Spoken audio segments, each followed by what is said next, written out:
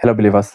We are in days when we want to pray for long, we want to fast for long, we want to seek the face of God, we want to register our presence in heaven, we want to encounter angels, we want to do all those things, spiritual activities that we do. And there's nothing wrong with that.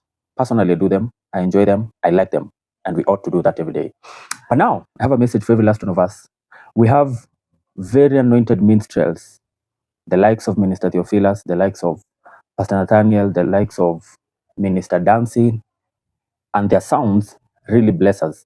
We end up looking for their sounds, we end up looking for their ministrations before we can start praying. We end up planning our playlists, that I will pray with this playlist, and then I take this other one, and then after this, the other one comes up, after this, the other one comes up, and there's nothing wrong with that. Like I said, I do that as well.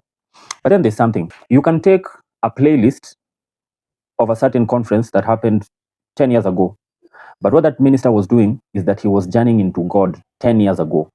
But 10 years later, now in 2026, God is moving. God is a moving God, right? That's why there's a reason you're born again now. You're not born again 20 years ago. There's a reason there's a conference this year that wasn't there when your parents were small, right? When your dad was 10 years old, that conference wasn't holding because God is constantly advancing. So what I'm trying to say is you can journey with another person's sound, but it will only take you to where God was 10 years ago. But then there is the constant journeying into God where he is currently. The worst place you can ever be is be where God used to be, not where he is right now. So I know the power of sounds. We use them and we journey and we feel energized. We feel, right? All those feels that we normally feel, and it helps us a lot to pray, right? But then those things are not wrong.